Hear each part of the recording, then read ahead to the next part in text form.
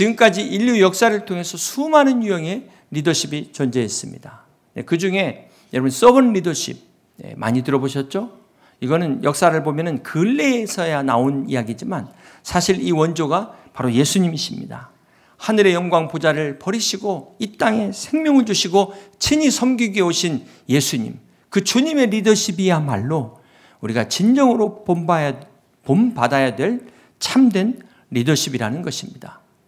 민수기 14장을 보시면 이스라엘 정탐꾼 12명이 가나안 땅을 40일간 정탐하고 돌아옵니다. 이때 10명은 그 땅에 그 네피림의 후손인 아낙 자손의 그 장대함을 보고 오매 기주고 우리는 메뚜기 때에 불과하다고 다 낙심하고 절망했습니다. 그러나 오직 여호수아와 갈렙만은 그들이 거대할지라도 하나님이 우리와 함께 하시니 저들은 우리의 밥이다 라고 절대로 기가 죽지 않았습니다.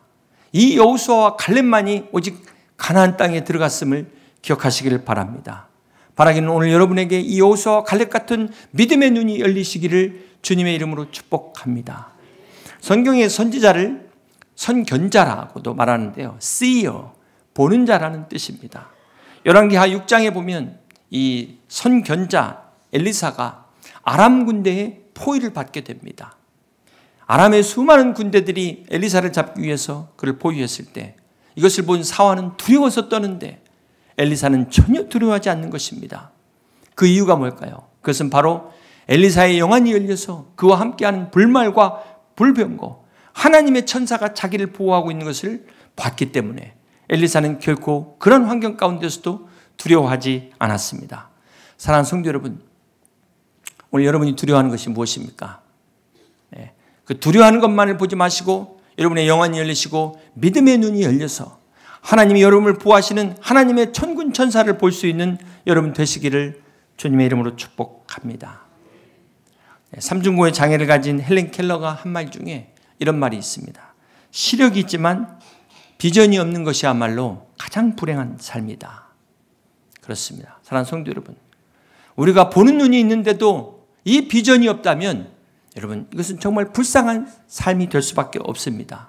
오늘 여러분에게는 어떤 비전이 있습니까? 이 꿈이라는 것, 이것도 자신을 위한 것은 이걸 비전이라고 말하지 않습니다. 이것은 야망이에요. 비전은 하나님이 주신 꿈, 거룩한 꿈을 비전이라고 말합니다. 하나님이 우리에게 주신 미래를 이 비전이라는 안경을 통해서 미리 볼 수 있는 것, 이것을 바로 하나님의 비전이라고 말합니다. 2000년 전 예수님께서 이 땅에 오신 목적이 오늘 우리에게 생명을 주고 이 하나님의 나라를 보여주시기 위하여 이 땅에 오셨습니다.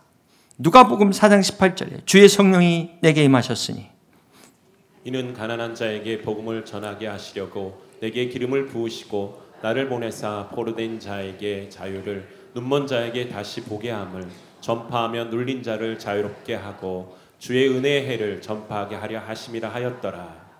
예수님이야말로 이 땅에 오셔서 진정한 하나님의 비전을 몸으로 직접 보여주셨습니다. 그러므로 주님을 만난 사람마다 우리가 거듭난 생명을 받듯이 우리의 꿈도 거듭나야 돼요. 내 꿈이 아닌 하나님의 꿈으로 거듭나야 되는 것입니다. 새로운 비전을 가져야 되는 것입니다. 오늘도 그리스도 예수 안에서 여러분 하나님이 주신 비전을 발견하는 찾는 여러분 다 되시기를 주님의 이름으로 축복합니다. 잠언 29장 18절은 묵시가 없으면 백성이 방자에 행하거니와 율법을 지키는 자는 복이 있느니라. 여기 묵시가 영어 성경에는 비전으로 되어 있어요. 비전이 없는 백성은 멋대로 향하여 망할 길로 가지만 하나님의 법을 지키는 백성은 복을 받는다고 말씀하셨습니다.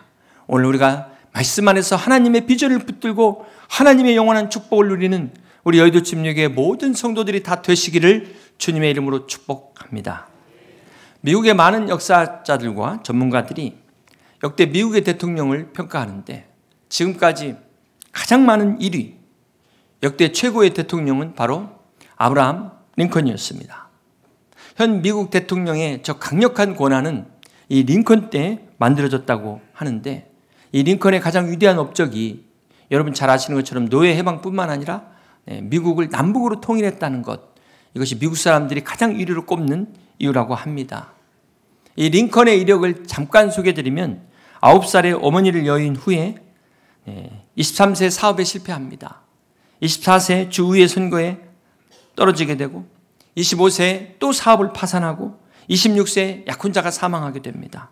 30세 주의회 의장직 선거에서 떨어지고 32세 부통령 출마에서 떨어집니다. 35세 하원의원 선거에서 낙선하고 36세 하원의원 공천에서 탈락하고 40세 하원의원 재선거에서 낙선합니다. 47세 상원의원 선거에서 낙선하고 48세 부통령 후보에서 낙선하고 50세 상원의원 출마에서 낙선합니다. 이게 링컨 대통령의 이력이에요. 그럼에도 포기하지 않고 그는 마침내 제16대 미국 대통령에 당선됩니다. 링컨이 이렇게 많은 실패에도 끝까지 그가 무너지지 않고 일어설 수 있었던 비결이 무엇일까요? 그의 어머니 낸시 행크스 링컨은 독실한 침례교 신앙인입니다. 어려서부터 링컨에게 신앙을, 성경책을 유산으로 물려주었다는 일화를 우리는 너무나도 잘 알고 있습니다. 사랑하는 성도 여러분, 혹 실패 가운데 낙심하고 있지는 않으십니까? 시편 119편 18절에 내 눈을 열어서 주의 법에 기이한 것을 보게 하소서. 오늘 우리가 어떠한 고난과 역경과 실패 가운데 있다 할지라도 이 시간 믿음의 눈을 열어서 하나님의 기이한 역사를 볼 수 있는 여러분 다 되시기를 주님의 이름으로 축복합니다. 두 번째로 우리가 생각해 볼 것은 오늘 본문 마태복음 20장 26절을 함께 봅니다. 너희 중에는 그렇지 않아야 하나니 너희 중에 누구든지 크고자 하는 자는 너희를 섬기는 자가 되고 너희 중에 누구든지 으뜸이 되고자 하는 자는 너희 중에 종이 되어야 하리라. 인자가 온 것은 섬김을 받으려 함이 아니라 도리어 섬기려 하고 자기 목숨을 많은 사람의 대속물로 주려 함이니라. 하나님의 독생자이신 예수님께서 이 땅에 오신 목적은 우리에게 영생을 주시기 위하여 이 땅에 오셨다고 말씀합니다.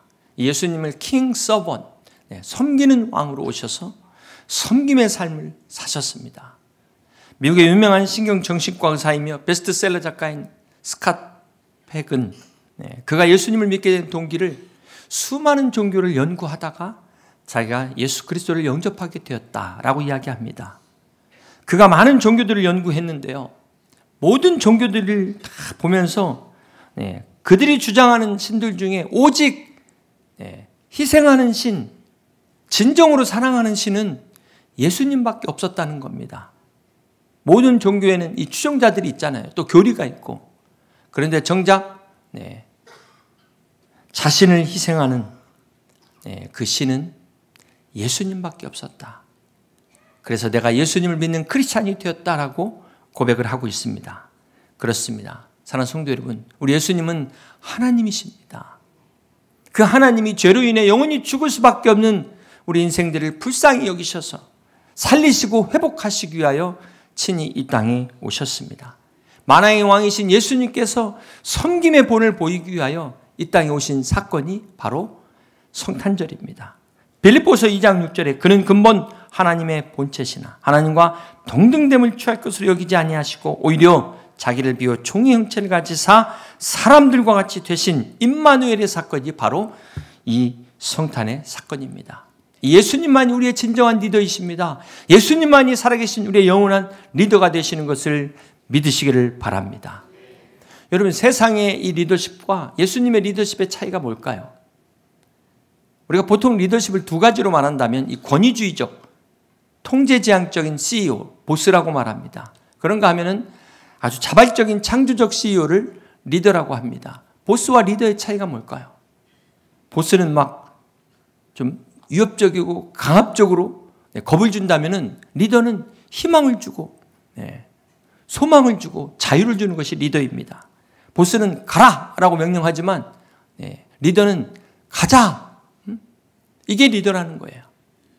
보스는 들을 귀가 없어요. 귀가 막혀 있지만 리더는 듣는 귀가 열려 있는 사람입니다. 보스는 권위를 의존하는 사람이라면 리더는 선의를 의존하는 사람입니다.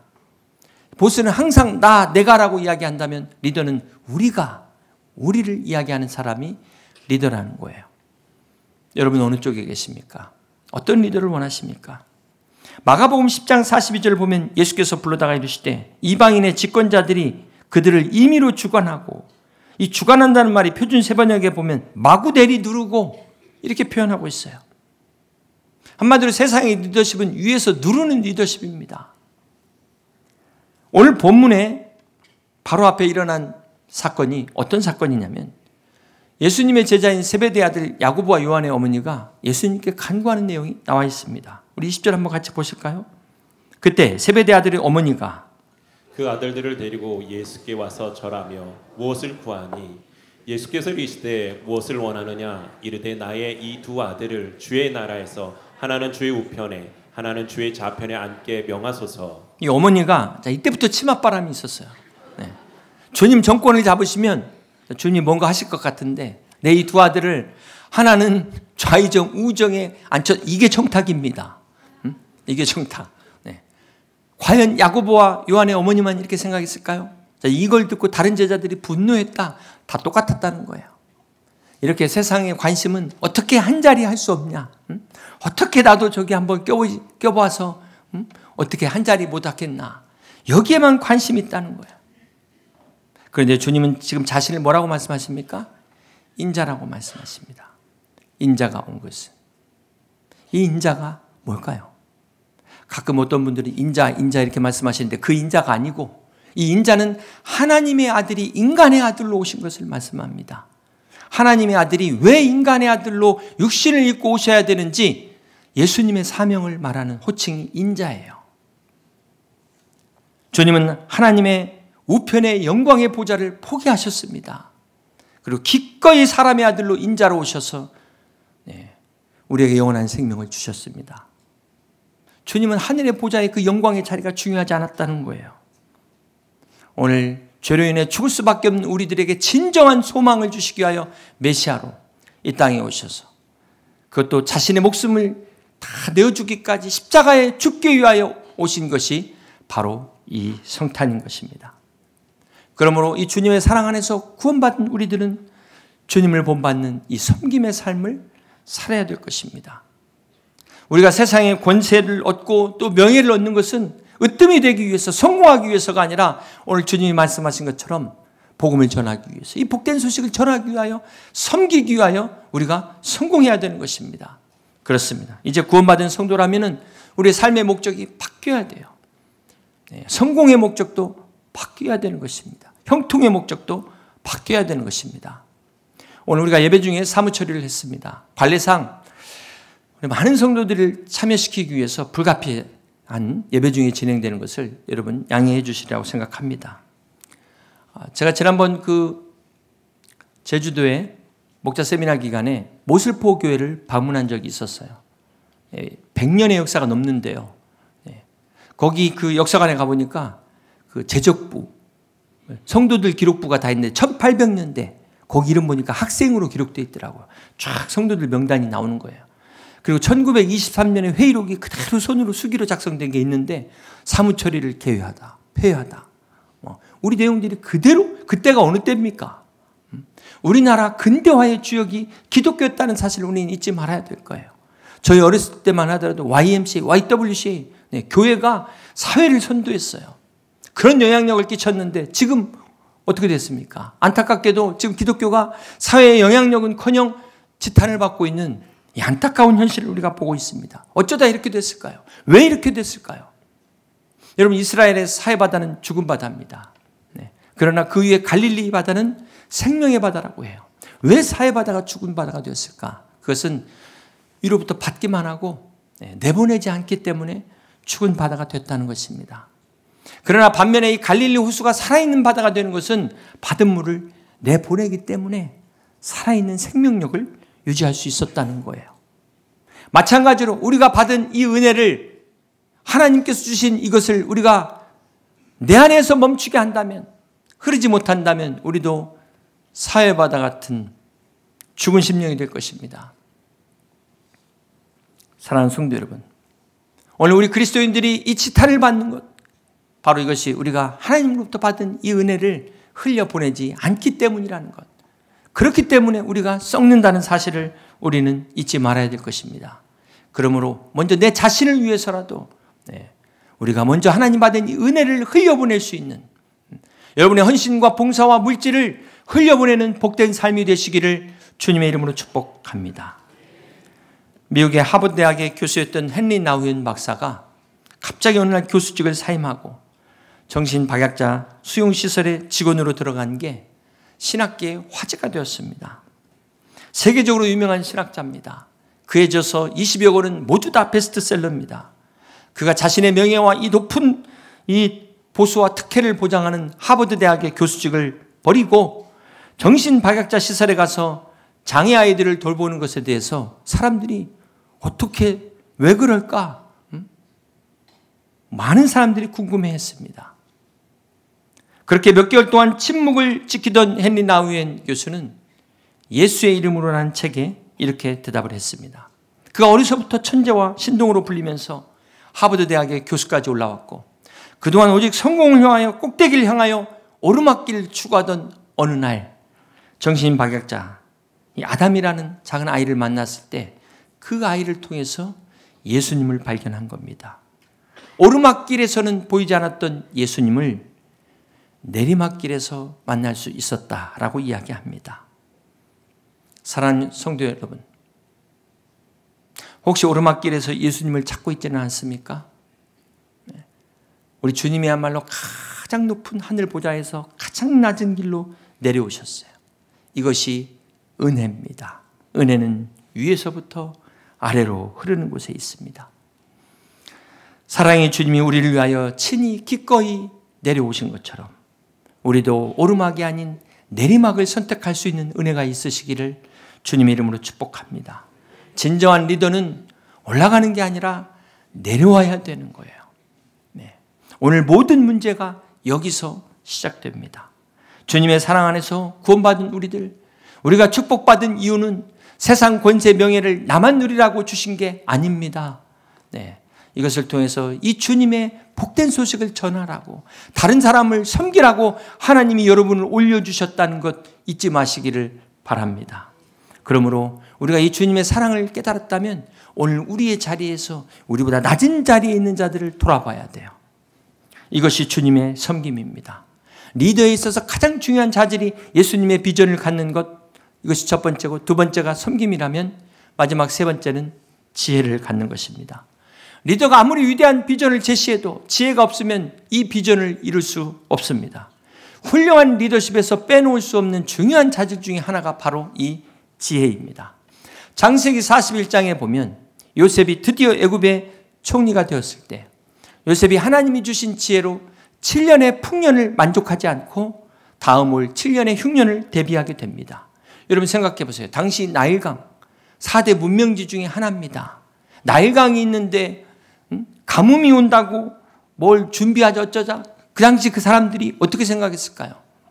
말도 안 된다고 생각하지 않았겠습니까?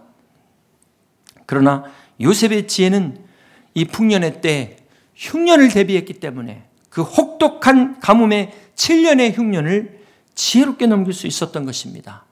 오늘 우리 지도자들에게 이런 지혜가 필요해요. 풍년이라고 해서 팡팡 쓰면 안 되고, 이 퍼주는 식 복지가 아니라 이 저출산과 다가올 이 환경의 문제를 미리 대비할 수 있는 지혜가 지도자들에게 필요하다는 것입니다.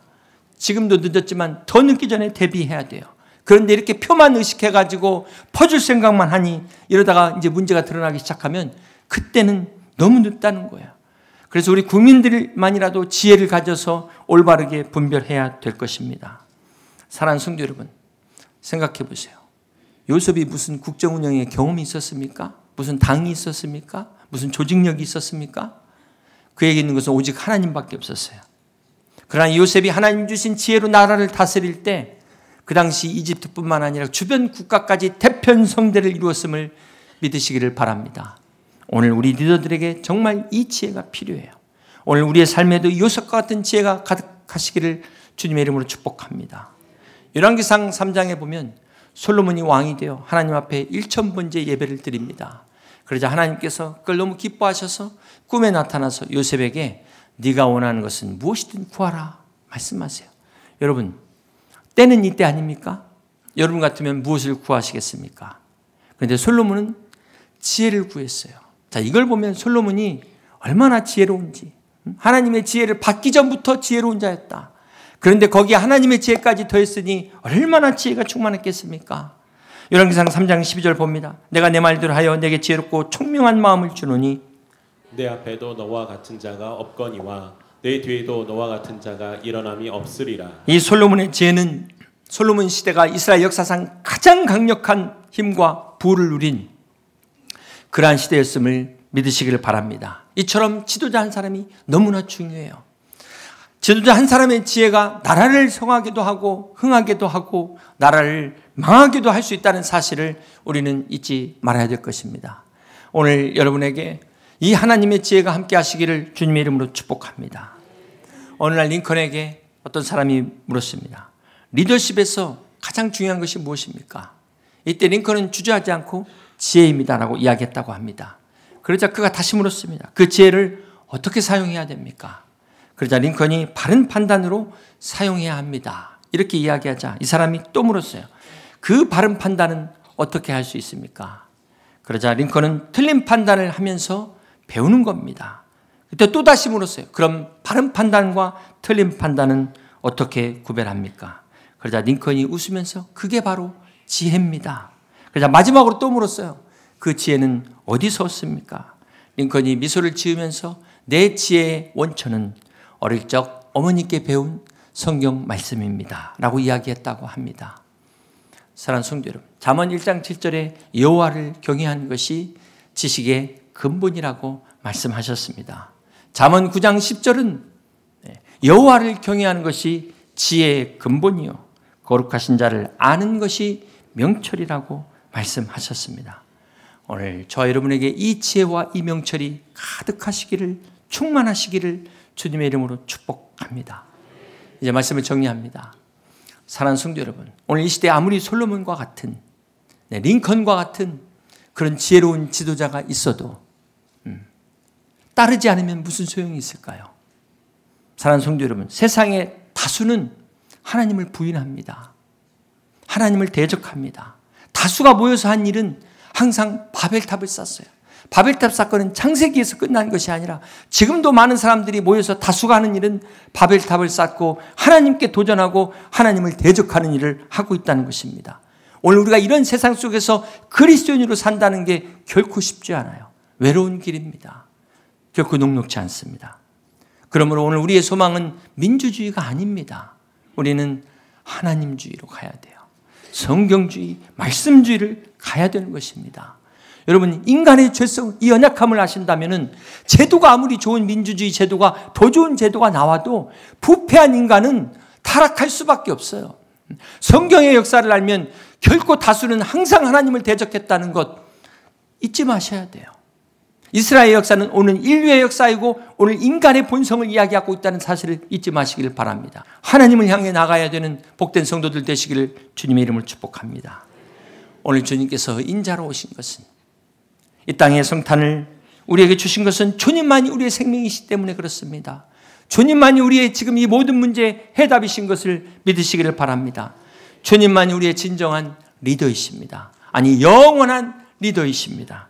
오직 주님만 의지하시며 오늘 임마누엘의 구주로 오신 그 주님 안에서 주님의 비전을 우리가 가슴에 품고 주님의 섬김의 삶을 우리가 본받고 이 지혜를 본받는 여러분 다 되시기를 주님의 이름으로 축복합니다.